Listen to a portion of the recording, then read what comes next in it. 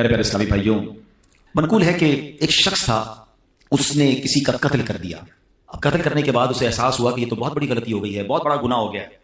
اور یاد رہے کہ قرآن کریم میں فرمایا گیا جس نے ایک جان کو قتل کیا گویا اس نے ساری انسانیت کو قتل کیا۔ یہ اتنا سخت گناہ ہے۔ اب وہ شخص جب یہ گناہ ہو گیا تو سوچنے لگا کہ اب کوئی توبہ کی صورت ہے، کیسے توبہ ہو سکتی ہے؟ تو ایک صحابی رسول حضرت عبداللہ ابن عباس رضی اللہ تعالیٰ عنہ کی خدمت میں حاضر ہوا اور عرض کی کہ حضور مجھ سے یہ غلطی ہو گئی ہے، اتنا بڑا گناہ ہو گیا ہے کہ توبہ ہے؟ تو آپ نے فرمایا کیا تمہاری ماں زندہ ہے؟ کہتا حضور ماں کی تو وفات ہو گئی ہے۔ تو فرمایا اچھا ایسا کرو، توبہ کرو اور جتنا ہو سکے اللہ کو راضی کرنے کی کوشش کرو۔ وہ بندہ تو چلا گیا، یقیناً اس زمانے میں ایسا کوئی معاملہ نہیں ہوگا، یا جو بھی اس کے اگلے کانسیکوینسز عدالتی نظام وغیرہ وہ یقیناً الگ معاملہ ہوگا۔ یہاں گناہ کی معافی کی بات ہو رہی ہے۔ تو حضرت عبداللہ ابن عباس سے ایک شخص نے کہا کہ حضور یہ بات تو آپ پہلے بھی کہہ سکتے تھے توبہ کرو، آپ نے یہ کیوں کہا کہ ماں زندہ ہے یا ماں موجود ہے؟ تو حضرت عبداللہ ابن عباس نے فرمایا کہ میری معلومات کے مطابق اللہ پاک کو راضی کرنے کا سب سے قریب ترین ذریعہ ماں کے ساتھ بھلائی کرنا ہے۔ یعنی اگر اس کی ماں زندہ ہوتی تو میں سے کہتا ماں کی خدمت کر، اللہ تیرے سارے گناہ معاف کر دے گا۔ ایک بار اسی طرح ایک شخص نبی پاک علیہ السلام کی بارگاہ میں آیا، آ کر کہتا حضور میرے بڑے گناہ ہیں، بڑی خطائیں ہیں، میں بڑا گناہ گار، یا رسول اللہ کیا میری معافی ہو سکتی ہے، توبہ قبول ہو سکتی ہے؟ نبی پاک علیہ السلام نے فرمایا کہ تیری ماں زندہ ہے۔ کہا حضور ماں زندہ نہیں ہے۔ فرمایا تیری خالہ ہے؟ کہا جی حضور خالہ ہے۔ فرمایا جا خالہ کی خدمت کر، اللہ تیرے گناہ معاف کر دے گا۔ یعنی ماں کا مرتبہ تو اپنی جگہ، ماں باپ کے رشتہ دار بھی برکت والے ہو جاتے ہیں کیونکہ ان کا رشتہ ماں سے ہے نا۔ اب یہاں اگر بات سیکھنے کو کیا مل رہی ہے کہ گناہ کی معافی چاہیے، اللہ کی رضا چاہیے، جنت کا راستہ چاہیے، تو یہ ماں باپ کے قدموں سے ملتا ہے، یہ ماں باپ کی دعاؤں سے ملتا ہے، یہ ماں باپ کی رضا سے ملتا ہے۔ قرآن مجید فرقان حمید کا اگر مطالعہ کریں، اگر میں ایک سوال کروں آپ سب سے کہ قرآن پاک کی سب سے طویل سورت کون سی ہے، تو یقیناً آپ سب کہیں گے کہ سورہ بقرہ، ٹھیک ہے نا، سب سے بڑی سورت۔ ایک تو سب سے بڑی بھی ہے اور سورہ فاتحہ کے بعد سب سے پہلے وہی آ جاتی ہے۔ آپ امپورٹنٹ سمجھیں نا، جب بھی کوئی اہم بات کرنی ہوتی ہے اس کو پہلے کیا جاتا ہے، اس کو سٹارٹ میں کیا جاتا ہے، اس کو شروع میں کیا جاتا ہے۔ طویل سورت بھی ہے اور رائٹ آفٹر سورہ فاتحہ وہی سورت ہے۔ اب سورہ بقرہ کا میسج کیا ہے؟ پہلے تو یہ سمجھ لیں، بقرہ کہتے ہیں گائے کو، ٹھیک ہے، عربی میں بقرہ گائے کو کہتے ہیں۔ اس میں ایک گائے کا واقعہ ہے، واقعہ کئی بار آپ نے سنا ہے، اس لیے میں طویل نہیں سناؤں گا، مگر اس کی کچھ ہائی لائٹس کہ ایک بچہ تھا جس نے ماں باپ کی خدمت کی۔ اس کے والد نے، ایک اتنا امیر آدمی نہیں تھا اس کا والد نیک تھا، پرہیزگار تھا، بچے کی اچھی تربیت کی، اور ایک بچڑا گائے کی ایک بچہ چھوڑ کر انتقال ہو گیا۔ اللہ سے دعا کی اللہ اس بچے کو میرے بیٹے تک پہنچا دینا، بیٹا ابھی چھوٹا ہے، بڑا ہو جائے تو یہ امانت اس سے مل جائے۔ اب کیسے ایک طویل واقعہ ہے کہ اس بچے کو یہ گائے بھی مل گئی اور ماں کی خدمت کرتا تھا، اور ماں نے دعا دی اور اللہ نے کرم کیا کیا کہ وہ گائے جو ہے دنیا کی سب سے مہنگی گائے بن گئی۔ سونے کے وزن کے مطابق اس گائے کو بیچا گیا۔ واقعہ طویل ہے، اس کی تفصیل آپ پڑھیں گے، لیکن میں جو ہائی لائٹ کرنا چاہ رہا ہوں کہ قرآن نے پہلے ہی واقعے میں درس کیا دیا کہ ماں باپ کا ادب کرنا ہے، ماں باپ کی خدمت کرنی ہے، ماں کی دعائیں لینی ہیں۔ صرف سورہ بقرہ کے میسج سے پتہ کیا چل رہا ہے کہ کتنا امپورٹنٹ ہے والدین کی خدمت۔ کہ قرآن پاک کی سب سے بڑی سورت کا پہلا میسج یہی ہے، اور اس میں اور بھی میسجز ملتے ہیں کہ اس والد نے بہت بڑی رقم نہیں چھوڑی، اپنے بچے کی اچھی تربیت چھوڑی۔ حلال تھا مگر تھوڑا تھا، بچہ نیک بنایا نا، اپنا سرمایہ بچے کی کریکٹر بلڈنگ پہ لگایا، بچے پر خرچ کر کے اس کو بگاڑا نہیں، اور تھوڑے پیسے حلال کے چھوڑ کر گیا۔ اللہ نے ان تھوڑے پیسوں میں ایسی برکت ڈالی کہ بچہ اس زمانے کا ملینئر بن گیا۔ آپ دیکھیں نا، بہت سارے لوگ زندگی بھر ایک ہی چیز سوچ رہے ہیں، یار بچے کے لیے مال چھوڑنا ہے، اولاد کے لیے پیسے چھوڑنے، جائیداد چھوڑ کے جانا چاہیے۔ بندہ کبھی کہنا آپ اتنی محنت کیوں کرتے ہیں؟ یار بچوں کے لیے تو کر رہا ہوں، اپنے بچوں کے لیے کچھ چھوڑ کے جانا ہے۔ ارے اللہ کے بندوں، پہلے یہ چیک کرو حلال چھوڑ کے جانا ہے یا حرام چھوڑ کے جانا ہے؟ اچھا کروڑوں روپے چھوڑے، بچوں کو نیکی نہیں سکھائی، سخاوت نہ سکھائی، توکل نہ سکھایا، ماں باپ کا ادب نہ سکھایا، اللہ رسول کی محبت نہ سکھائی۔ آپ کے مرنے کے بعد وہ کروڑوں روپے شراب میں، جوئے میں، ہم نے دیکھا اربوں پتی باپ کا انتقال ہوا، اتنے سارے پیسے چھوڑ کر والد گیا مگر دین نہ سکھایا۔ وہ پیسے جوئے میں، شراب میں، بیکار باتوں میں لٹائے، بچہ پھر بینکرپٹ ہوا، گھر بھی بک گیا، مقروض ہو گیا۔ اور ہم نے ایسے بھی دیکھے کہ ماں باپ زیادہ پیسے چھوڑ کے نہیں گئے مگر تربیت اچھی کر کے گئے، اللہ کو راضی کرنے کا ذہن دے کر گئے۔ بلکہ چلیں یہاں جتنے بیٹھے ہیں نا اسی کو دیکھ لیں۔ اب اپنی مثال لے لیں، میں اپنی مثال لیتا ہوں۔ ہمارے ماں باپ نے ہمارے لیے جتنے پیسے چھوڑے، کیا اللہ نے اس میں برکت نہیں ڈال دی؟ کئی ایسے جو اس سے آگے بڑھ گئے۔ کیسے آگے بڑھ گئے؟ ماں باپ کی دعائیں تھیں اور آپ نے کچھ اچھے کام کیے، ماں باپ نے سکھایا تھا۔ سمجھ رہے نا بات کو؟ تھوڑے پیسے اللہ نے آپ کے بھی بڑھا دیے۔ ایسے بہت سارے ہیں کہ ماں باپ کے ورثے میں اتنے پیسے نہیں ملے مگر ماں باپ نے نیکی سکھائی، سخاوت سکھایا، اللہ کی راہ میں خرچ کرنا سکھایا۔ اللہ نے اس تھوڑے مال میں، کیونکہ وہ اچھا پیسہ تھا، اللہ نے اس میں برکت ڈال دی۔ میں اپنے بیان میں ایک بات کہا کرتا ہوں، اپنے بچوں کو کچھ نہ کر سکو نا تو کم از کم 5 وقت کا نمازی ضرور بنا دیں۔ ہاں، اس کی برکت پتہ ہے کیا ملے گی؟ اس کی برکت سنیے. اگر آپ کا بچہ، آپ کا بیٹا، آپ کی بیٹی 5 وقت کی نمازی ہے نا، تو جب آپ دیکھیں ماں باپ کو مرنے کے بعد کیا چاہیے؟ نیک اعمال زندگی کے بعد منقطع ہو جاتے ہیں، اعمال نامہ ڈسکنٹینیو. حدیث میں آتا ہے جب بندہ انتقال کر جاتا ہے اس کا اعمال نامہ بند ہو جاتا ہے سوائے 3 چیزوں کے.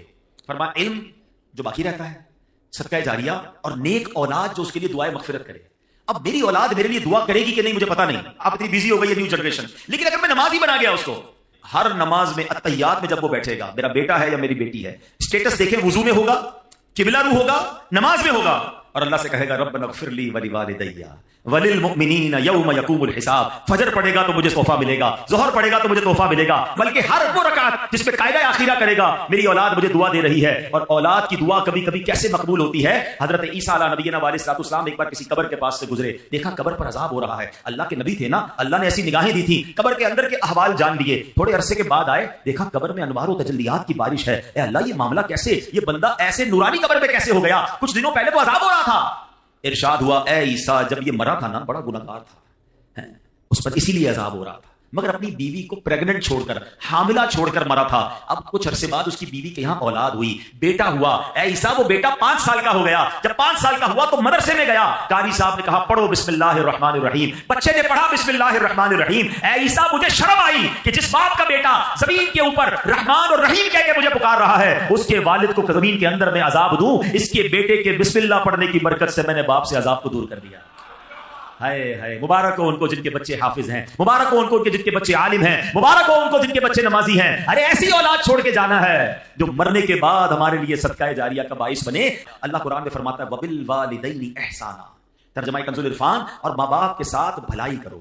اچھا قرآن پاک کا ایک بڑا خوبصورت اسلوب ہے، بہت پیارا اسٹائل ہے. کئی مقامات ایسے ہیں جہاں اللہ نے اپنی عبادت کا درس دیا، ساتھ ہی اس کے بالکل لگو لگ اللہ نے والدین کے ساتھ نیکی اور بھلائی کا حکم ارشاد فرمایا. ایک آیت میں فرمایا وَقَضَىٰ رَبُّكَ أَلَّا تَعْبُدُوا إِلَّا إِيَّاهُ وَبِالْوَالِدَيْنِ إِحْسَانًا، اور تمہارے رب نے حکم فرمایا کہ اس کے سوا کسی کی عبادت نہ کرو اور ماں باپ کے ساتھ اچھا سلوک کرو.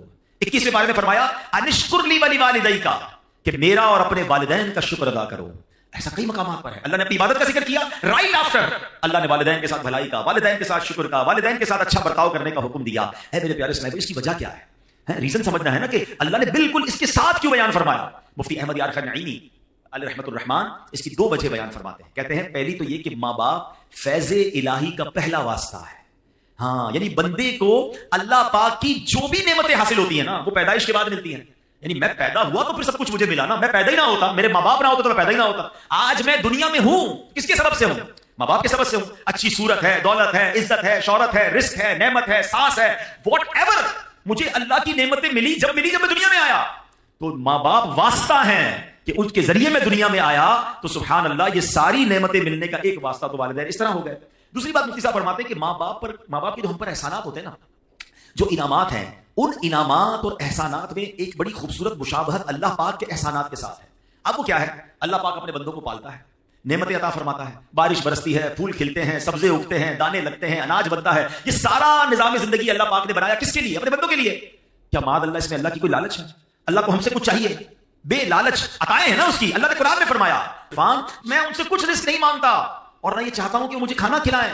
بے شک اللہ ہی بڑا رزق دینے والا، قوت والا، قدرت والا ہے. اللہ بانٹتا ہے، اللہ عطا کرتا ہے، اللہ کو ہم سے کوئی طلب نہیں. یہ اللہ کی شان ہے. مگر اللہ نے ماں باپ کو کیسا بنایا ہے کہ ماں باپ بچے سے لالچ نہیں کرتے. ماں باپ کو کوئی لالچ نہیں ہوتی کہ اس کو کھلائیں پلائیں، اپنے پیٹ کاٹ کے اس کو بڑا کریں، اس کو سردی گرمی سے بچائیں، اس کو جناب دوائیں دلائیں. بعض اوقات بچے بڑے ہو کر کوئی ماں باپ کی خدمت نہیں کرتے. لوگ ہو سکتا ہے کسی کے ذہن میں خیال آئے کہ جناب آج کل تو ماں باپ بچے کو اس لیے پالتے ہیں بڑا ہو کے کما کے دے گا. یار بے لالچ ہے. دنیا میں جو بے لوس پیار ہے، انکنڈیشنل لو اگر کوئی کرتا ہے تو وہ ماں باپ کرتے ہیں. میں نے بڑی پیاری بات پڑھی، دنیا میں ایک ہی بندہ ہے ہماری اور آپ کی زندگی میں، ایک ہی بندہ ایسا ہوتا ہے جو یہ چاہتا ہے کہ یہ مجھ سے بھی آگے بڑھ جائے. اور پتہ ہے کون ہوتا ہے؟ وہ ہمارا والد ہوتا ہے. والد ہمیشہ یہ چاہتا ہے کہ میں جہاں تک پہنچا ہوں نا میرا بیٹا اس سے آگے پہنچ جائے. دنیا میں اور کون چاہتا ہے بھائی آگے بڑھ جائے؟ اتنا انکنڈیشنل پیار ماں باپ کرتے ہیں، اپنی تکلیفیں اپنی. اچھا پھر ماں باپ کو اللہ نے کیسا پیارا رشتہ ہمیں کیسا دیا اگر ہم سمجھے نا. ہم جب پیدا ہوئے نا، آپ کے گھر میں بھی بچے پیدا ہوئے. اچھا میری باتیں ان کو جلدی سمجھ آئیں گی جو آپ خود ماں باپ بن گئے. ہمیں بھی یہ اس وقت سمجھ نہیں آتی تھی، جب خود ماں باپ بنے تو زیادہ سمجھ آئی. بچہ پیدا ہوتے ہی سب سے زیادہ فریجائل ہوتا ہے بچہ، بالکل جس کو کہیں چھوئی موئی ہوتا ہے نا، کتنی بیماریاں اس پہ حملہ آور ہو رہی ہیں. اب اس بچے کو 2 خادم چاہیے 24/7، چھٹی نہیں ہے ان خادمین کی.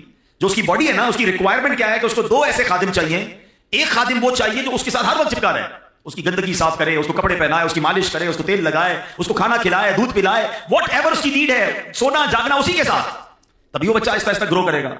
اور دوسرا خادم اس کو وہ چاہیے کہ جو اپنا مال خرچ کرے، اپنے پیٹ، کیونکہ تمام چیزوں کے لیے پیسے چاہیے گے.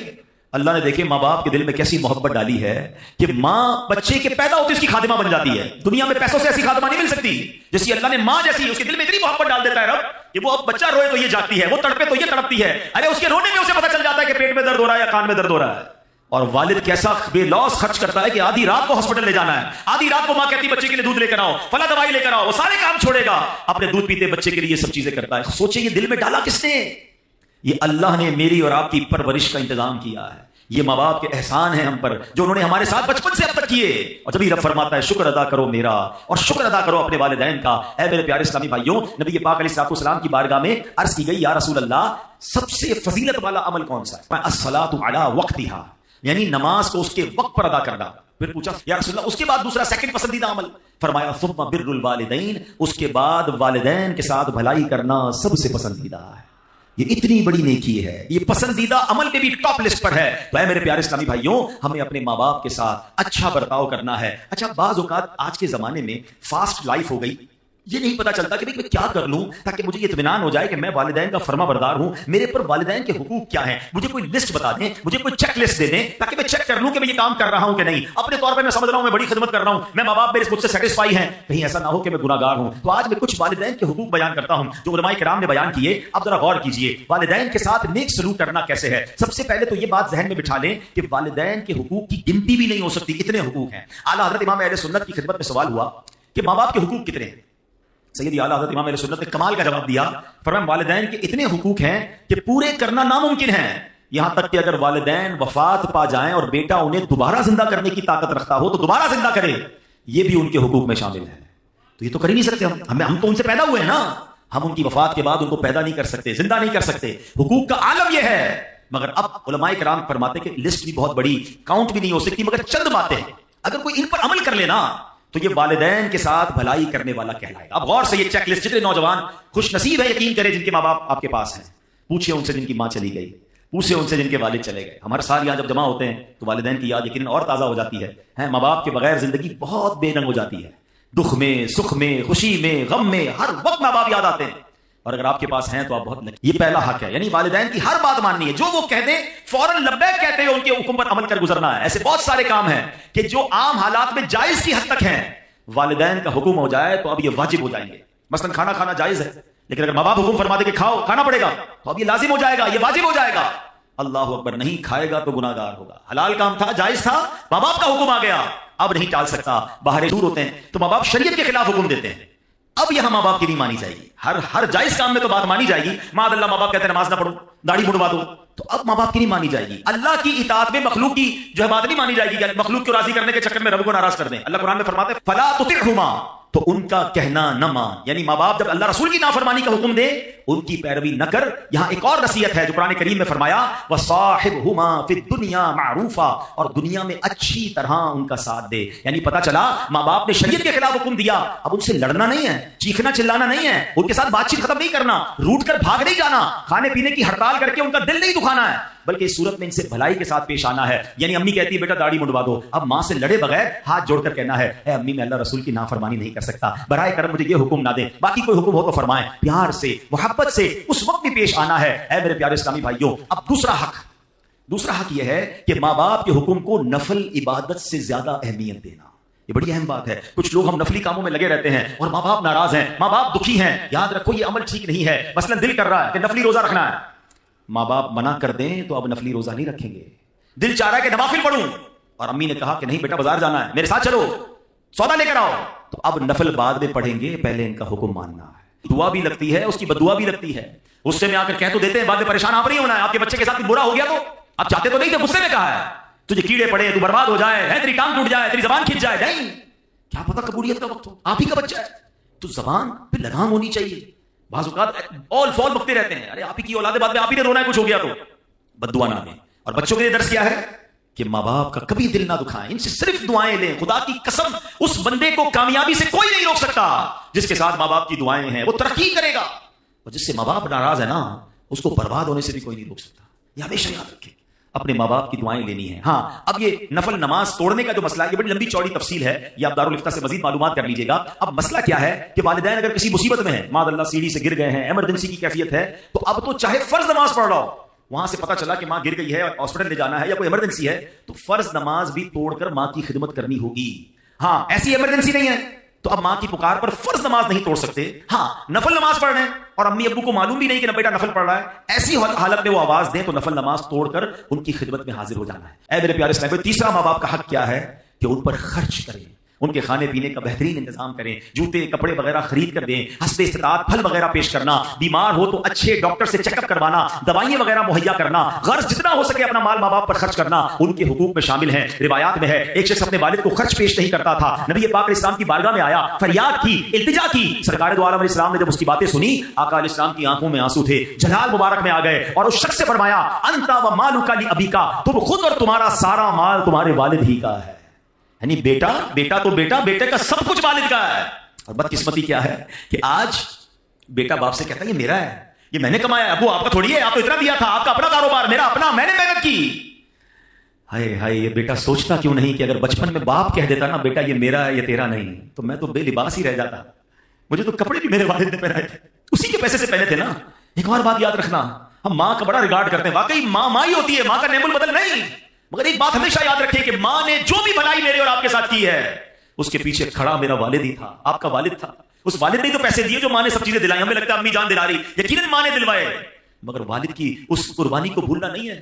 والد نے کبھی احساس نہیں ہونے دیا کہ بیٹا یہ میرا ہے. سوچے نا بچپن کے اپنے واقعات, کبھی ہم روئے ہوں گے اچھے کپڑوں کے لیے, کبھی ضد کی ہوگی نئے جوتوں کے لیے, کبھی کہا ہوگا ابو یہ والی ہوٹل میں کھانا ہے, کبھی کہا ہوگا یہ والا کھلونا چاہیے, ابو دوست گھومنے جا رہے ہیں میں نے بھی جانا ہے. والد نے ہماری کتنی فرمائشیں پوری کی. کبھی سوچا کہ اس وقت والد کو کیا ضرورت تھی, ہو سکتا ہے والد نے اپنے لیے کچھ خریدنا ہو سکتا ہے والد کا کچھ اور پلان ہو, والد نے وہ سارے پلان کینسل کیے ہوں گے, ہمیں کپڑے دلائے, ہمیں جوتے دلائے, اچھے اسکول میں پڑھایا. ارے جس نے انگلی پکڑ کر چلنا سکھایا, آج اس بوڑھے والد کو بچہ کہتا ہے یہ میرا ہے آپ کا نہیں ہے. ارے اس کا دکھ تو سوچو کیا ہوتا ہوگا. کیا اس کو بچپن کی وہ باتیں یاد نہیں آتی ہوگی کہ جب یہ بول نہیں سکتا تھا, جب یہ کھا نہیں سکتا تھا, میں اس کا انتظام کرتا رہا اور آج یہ مجھے کہہ رہا ہے. نہ کرنا, کبھی بھی یہ مت کہنا خدا کی قسم جو کچھ میرا ہے وہ سب میرے ماں باپ کا ہے. عزت ہے, شہرت ہے, دولت ہے, واٹ ایور آئی ہیو. اور میں سچ بتاؤں کسی دن کہہ دو گے نا بوڑھے باپ کو یہ میرا جو کچھ ہے آپ کا وہ آپ سے لے نہیں لے گا. باپ کیا کرے گا لے کر, ماں کیا کرے گی لے کر, لیکن جتنے دن وہ آپ کے پاس ہیں ان کو آنر تو دیں, ان کو عزت تو دیں, ان کو یہ احساس تو دلائیں. کبھی تو کہو کہ ابو آج میں جو کچھ ہوں وہ آپ کی وجہ سے ہوں, اے میری ماں آج جو کچھ میرے پاس ہے وہ سب تمہاری دعاؤں کی وجہ. کبھی کہے تو صحیح انہیں. ماں کو گن گن کے پیسے دیتے ہیں, اور کیوں مانگتی ہے ماں, بار بار کیوں مانگ رہی ہے, کیا ہو گیا, خرچہ کیوں کر رہی ہے. ماں سے حساب لوگے یار. میں کو صحیح بتاؤں, خدا کی قسم اس اولاد کے بھاگ جاگتے ہیں جس کو ماں باپ پر خرچ کرنے کا موقع ملتا ہے. ارے تمہارے پیسوں کے نصیب جاگ گئے ہیں کہ تم اپنے ماں باپ پر خرچ کر رہے ہو. کئی ماں باپ تو ایسے جنہوں نے موقع ہی نہیں دیا یار, ہمیں خرچ کرنے کا موقع ہی نہیں دیا. خود ہی خرچ کرتے رہے, خود ہی کھلاتے رہے, خود ہی خدمت کرتے رہے. میں اگر اپنی ماں کی بات کروں, میں تو نہیں تھا اس وقت, بغداد میں تھا, مگر بتاتے اس رات بھی ماں نے اپنے ہاتھ سے کھانا بنایا تھا جس رات میری والدہ کا وصال ہوا. انہوں نے موقع ہی نہیں دیا ہمیں کچھ کرنے کا, خدمت کرتے کرتے چلی گئی. والد نے موقع نہیں دیا. ارے اگر آپ موقع ملا ہے نا آپ کو خرچ کرنے کا, کہ آپ کے پیسے سے دوائی آ رہی ہے, آپ کے پیسے سے ہاسپٹل کا بل ہو رہا ہے, آپ امی ابو کو مدینے لے جا رہے ہیں, آپ امی ابو کو کھانا کھلا رہے ہیں, لکی ہو یار. بتاؤ اس سے اچھا خرچ کون سا ہے میرے پیسے کا کہ میرے ماں باپ پر خرچ ہو جائے.